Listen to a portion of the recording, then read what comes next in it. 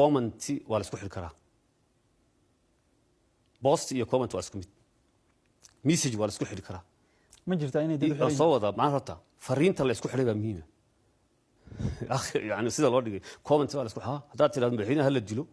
oo comment ku qorto iyo hadaad post ku qorto iyo hadaad message ku qorto isku mid marka horta fahanka ahaan comment wala isku xirmahe يعني qof aan xubbi inuu meel uu faala ku qoray hala dilo miyo qoray madaxweynaha waxaan ku siinayaa baashi ma oranin ma hubo anu qofka la qabtay ma garanayo laba qofka commentiga loo xiray ee hadda xiran magaciisa la dhiibo qolku interview dhammaada kadibna isoo weydiiyay aduu xiriin kale waxaan ogahay wax u xiran inuu jirin yaan ogahay oo been tahay waa laba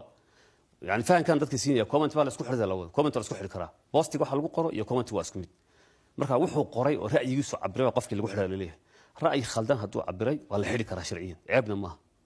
Kenya ku xiran yihiin Mareykanka ku xiran yihiin shuruuc baa jirta laakiin anu waxaan ku ogahay qof comment loo xiray ma jiro hadii la xirayna qof la sii daayo marka talaabo laga qaaday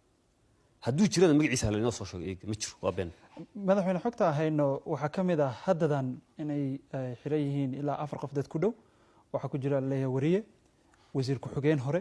iyo qof u dhaqdhaqaaqa arimaha bulshada oo qaarkood maxkamadda ay xukuntay wax Facebook la xiriira ama ay ku soo qoreen ama comment ha ahaado ama qoraal kale ha ahaadee ayaana sababsadayna leeyahay marka dadkaas oo dhan waxba kama jiraan ma leedahay madaxweyne afartu way jiraan afar wiil baa xiran waxaan saxayay markii hore bariyaha suuqa laga yiraahdo comment wala isku xiraa comment wala isku xiri karaa dadka inaan fahansiyo commentigu postiga la mid tahay TikTok la mid tahay marka يعني إن اللي يجهدوا ضد فيسبوك وحكوا قري أما كومنت هاتو أما بوست هاتو أما شيرين هاتو واحد دون ضد يعني فالعلين أي كسميين أو سياسات السوشيال ميديا هيكون قرين بالواقع تهديل ليه أفر قف واحدا أفر تقف واحدا ووريه مسؤول هوري قف هانشري هذا لكن المسؤولية هينين يلا أكتيفيستي لو لا يرى أكتيفيستي واحدا أفر تصحيح محل واحد قف شناد متشو كل سوى دارت سيان وصار مش يعني وايد سبريد بوي يصير ليه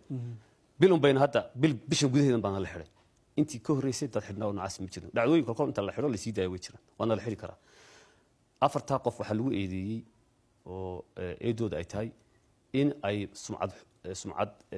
dil ku sameeyeen hay'adaha amniga inay ka been sheegeen duruufaha jeelka inay damceen inay ka faa'iideystaan dhibaato jeelka ka dhacday oo qof ku dhintay يعني دريال يهول لحديده حنون او اي مرن هبابين يا كعدون سمينين مرن هبابين يو كعدون يا بين اور ان لا سميهو قوانينتا دلكا iyo internationaliba waa wax sharci lagu horgeyn karo afarta saxiran taasi macnaheedu ma yahay xuriyada qowlkii deegaanka oo dhan ayaa lagu tuntay su'aasha maya ma afar qof xiran miskari